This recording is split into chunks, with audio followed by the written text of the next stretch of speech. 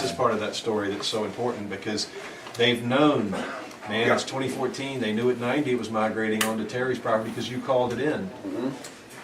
And then you know, you want to look at me and just tell us what's been your involvement. When did you first call this in?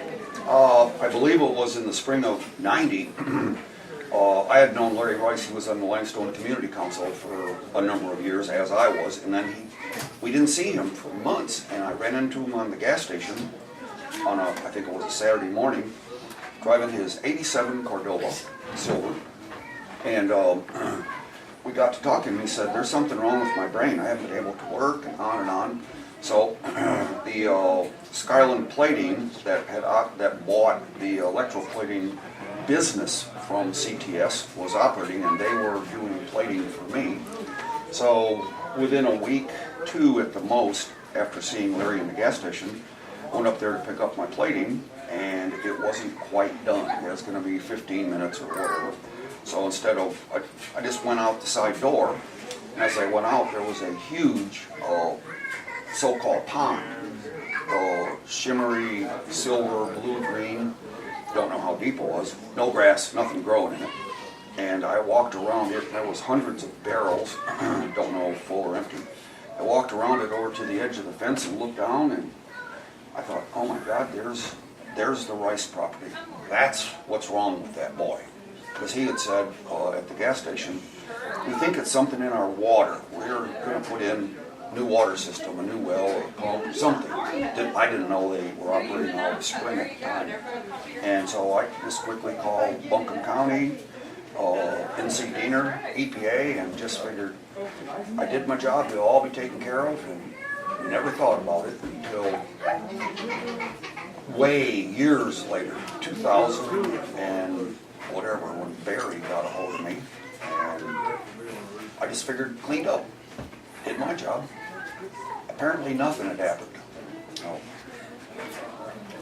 How frustrating is this over 20 years later? Well, it's very frustrating.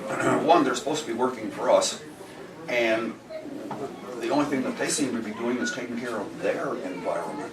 They love coming to Asheville. It's a great place to stay. They're up here continually, enjoying our nice hotels, our wonderful restaurants, bars.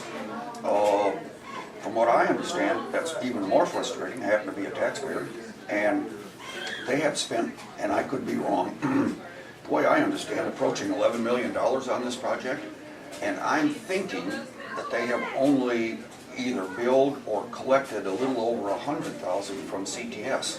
Something's wrong with that picture. So that becomes frustrating. And if this is happening all over the country, and I'm half thinking that it is, that's even more frustrating. It's not just me and our local people. Everybody's getting taken to the cleaners, so to speak. When you first saw this back in the 90s, did you ever expect it to become this kind of community crisis? No, I assumed that it would be cleaned up within days, not knowing, and because that property was for sale at the time. In fact, it wasn't in the 90s, it was, I believe, 90. And Richard Green, the guy who was buying it from Mills Gap Road Associates, he asked me,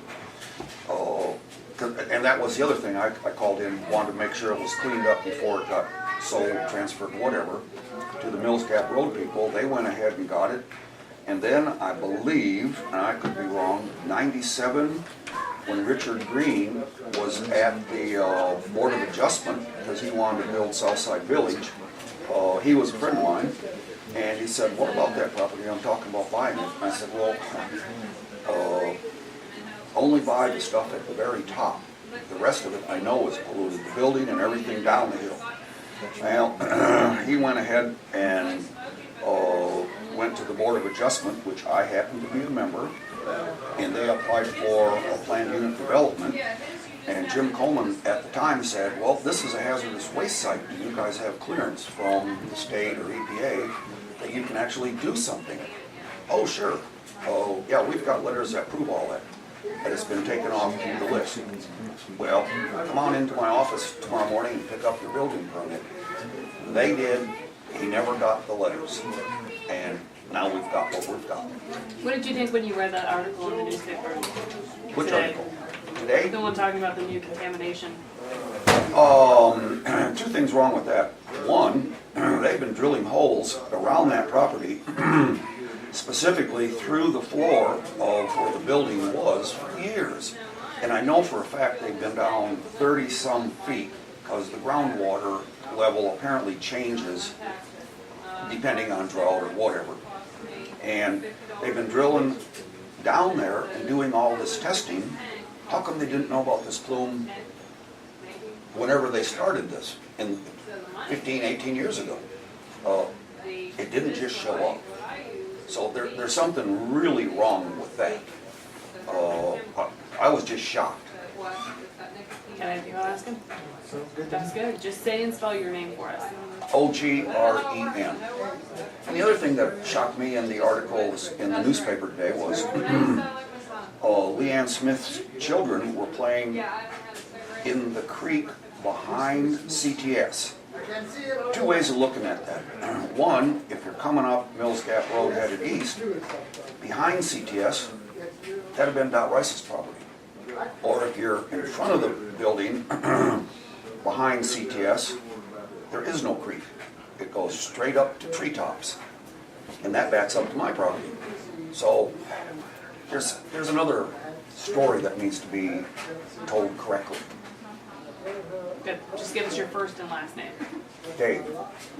Ogren, O-G-R-E-N. Okay. Very good. Okay.